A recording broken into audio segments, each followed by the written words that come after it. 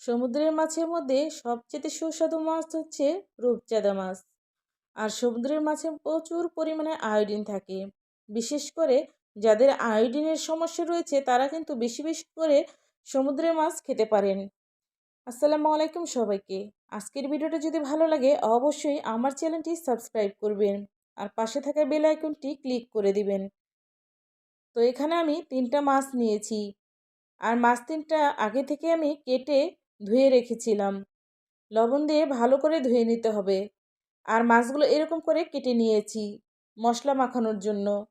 এভাবে কেটে নিলে মশলা ভিতরে ঢুকে আর খেতে ভালো লাগে। মরিচের গুঁড়া নিচ্ছি,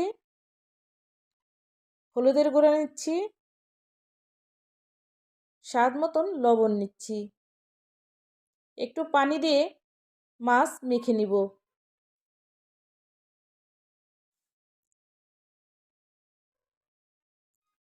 এভাবে মাছগুলো আমি সব মশলা দিয়ে মেখে নিচ্ছি। মশলাটা ভালো করে মেখে নিতে হবে। এখানে কিন্তু আমি আদা রসুন দিইনি। আদা রসুন দিলে আমার কাছে খেতে একদম ভালো লাগে না। এখানে এই মশলাটা একটু বেশি করে যদি মাখিয়ে এটা ফ্রাই করেন তাহলে কিন্তু খেতে অনেক ভালো লাগে।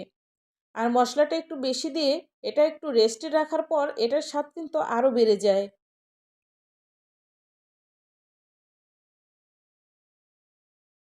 আমি সবগুলো মাছ এরকম করে মেখে নিয়েছি আর এখন একটু রেস্টে রাখবো। তেল নিয়ে নিচ্ছি আর তাওয়াটা গরম করে নিতে হবে।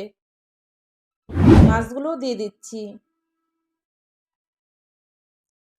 মাছগুলো সাবধানের সাথে ভাজতে হবে। রূপচাঁদা মাছ কিন্তু ভাজার সময় একদম নরম হয়ে যায়। তোলার সময় কিন্তু চামড়া উঠে যাওয়ার সম্ভাবনা থাকে। এর জন্য একটু সাবধানের সাথে উঠাতে হবে।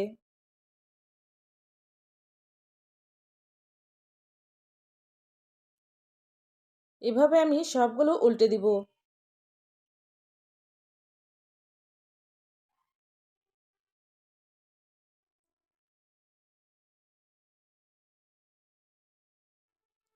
আর মাছগুলো কিন্তু ফ্রাইটা বেশি মচমচে হলে খেতে কিন্তু বেশি ভালো লাগে।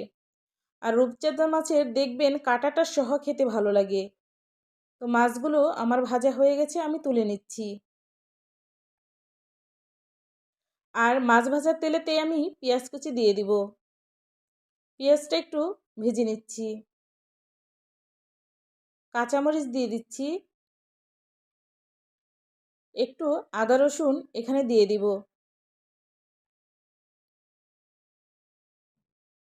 একটু মরিচের গুঁড়া দিচ্ছি, একটু হলুদের গুঁড়া দিচ্ছি, স্বাদ মতন লবণ দিচ্ছি।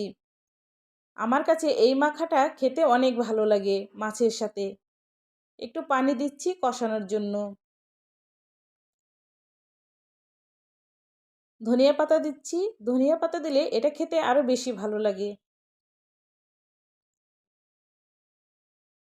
আমি যেভাবে করছি এভাবে একবার বাসায় ট্রাই করে দেখবেন। খেতে কিন্তু অনেক ভালো লাগবে। মাছের উপরে দিয়ে দিচ্ছি, যার প্রয়োজন হবে সে নিয়ে খেতে পারবে।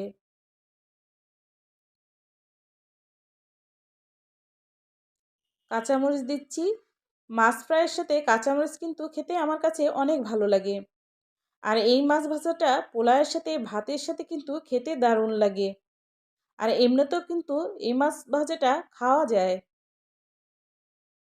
আজকের ভিডিওটা কেমন হয়েছে অবশ্যই সবাই কমেন্টের মাধ্যমে জানাবেন। আর যদি ভিডিও ভালো লাগে অবশ্যই সবাই শেয়ার করবেন। আর আমার ভিডিওগুলো সব সময় দেখবেন, আমাকে সাপোর্ট করবেন। সাপোর্ট করলে আমি নতুন নতুন ভিডিও দিতে আপনাদের কাছে পৌঁছে দিতে আমার ভালো লাগে। তো আজকে এ পর্যন্তই। সবাইকে ধন্যবাদ জানিয়ে এখানেই শেষ করছি। আল্লাহ হাফেজ।